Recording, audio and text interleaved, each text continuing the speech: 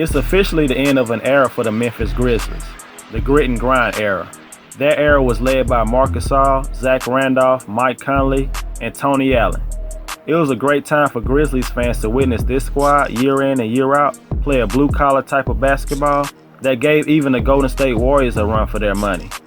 But as they move on to a talented young core that the fans should be excited about. With the second pick, the Grizzlies went with the obvious choice in Ja Morant, who could be the best player in the draft. Morant is an athletic floor general. He loves to dish the rock, but he can also get his own. He's the first player in NCAA history to average at least 20 points and 10 assists per game. In his sophomore season, Morant was a highlight waiting to happen. His highlight reel is on the same level as Zion in my opinion. Pair him with last year's first-round pick, Jaren Jackson Jr., and you have the cornerstones of your franchise for the next 10 years.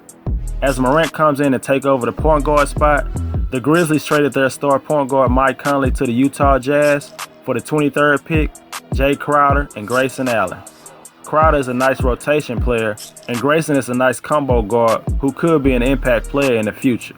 The Grizzlies also made a deal to move up 2 spots to get the 21st pick. They used it on Gonzaga forward Brandon Clark. This athletic forward would automatically make an impact on the defensive end. He put up good numbers in his junior year, and he was named the West Coast Conference Defensive Player of the Year. He's not a great offensive player, but he did improve his shot this past season. He will be a great fit next to Jaren Jackson Jr. Jackson has the size, length, and mobility to guard centers and stretch the defense to the three-point line. That will allow Clark more space to operate in the paint. A player like Brandon Clark falling to the 21st pick is a huge win for the Memphis Grizzlies. Even at the age of 23, Clark has a nice upside because he was a late bloomer. My NBA draft grade for the Memphis Grizzlies is an A-. The Dallas Mavericks only ended up with 1 pick from this draft, and they drafted combo forward Isaiah Roby out of Nebraska. Roby is a tenacious player who plays with constant energy. He should be a good defender on the next level, and his size and length will help him be able to guard multiple positions. The problem with Roby is he is not a consistent outside shooter at this point. He had a good performance at the NBA Combine and also measured well coming in at 6'8" with a 7'1" wingspan. He has gotten better every year while playing at Nebraska, but he has a lot of work to do on his game to get consistent minutes. My NBA draft grade for the Dallas Mavericks is a C+. The offseason could not have gone any better for the New Orleans Pelicans. Usually a team that loses a superstar doesn't make out this well after the fact. The Pelicans agreed to trade their star Anthony Davis to the Lakers for Lonzo Ball, Brandon Ingram, Josh Hart, and 3 first-round picks, with also the opportunity to swap picks. This move launches a new era for Pelicans basketball. Brandon Ingram showed in his 3rd year he could become an elite scorer and had plenty of games where he scored over great defense. He is expected to recover from his blood clot issue and should be good to go. A lot of fans will say that Lonzo has been a disappointment so far and hasn't lived up to the hype. I believe Lonzo has shown his value in the league already as a playmaker and a strong defensive point guard. There maybe wasn't a better defender at point guard than Lonzo was last year, and he's just getting started.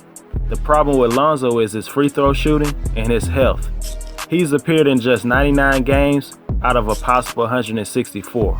Josh Hart is a hell of a role player and will give 100% effort every night.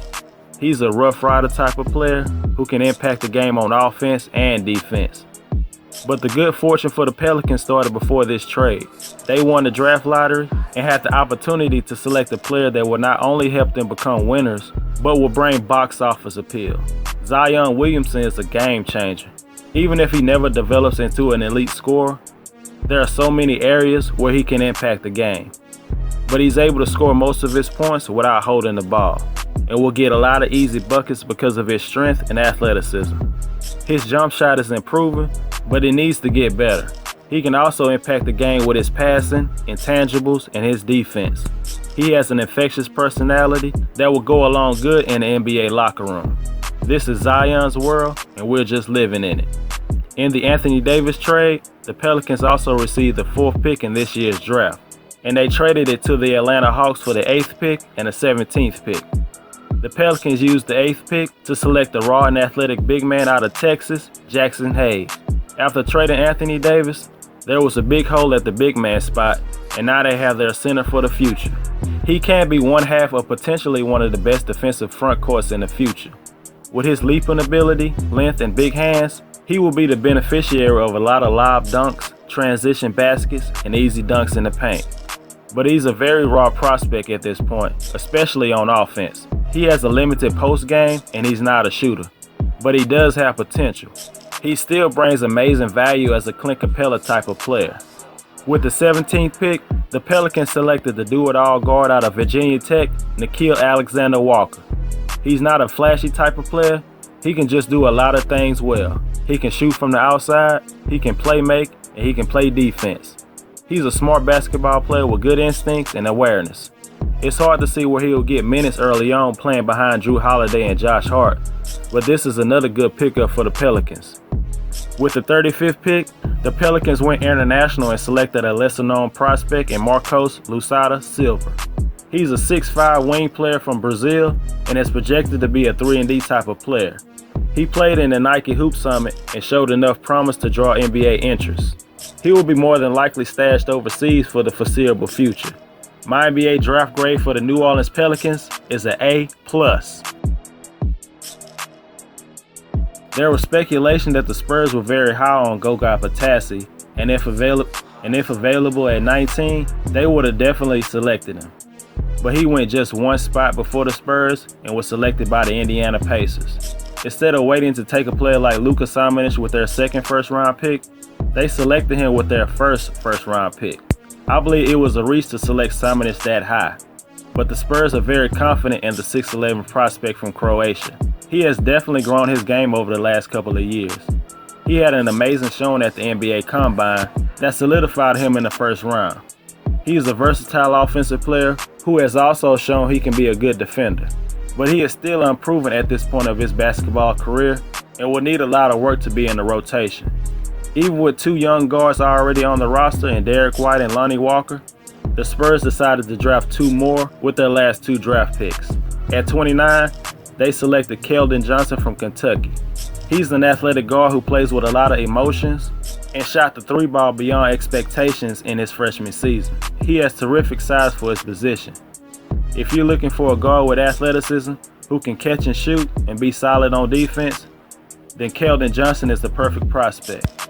If you're expecting more, then you'll be disappointed. With their last pick, they selected Quindary Witherspoon from Mississippi State with their 49th pick. He's a two-way player who gave you around 18 points, 5 rebounds, and 3 assists per game in his senior year. But if there was any position the Spurs didn't need, it was the guard spot. Derek White bursted onto the scene this past season, and Lonnie Walker was drafted last year in the first round and has a ton of talent. And you also add in DeJounte Murray and Brent Forbes, and those last two selections doesn't make any sense. It'll be hard for Keldon or Quindary to get any playing time in the near future. My NBA draft grade for the San Antonio Spurs is a C.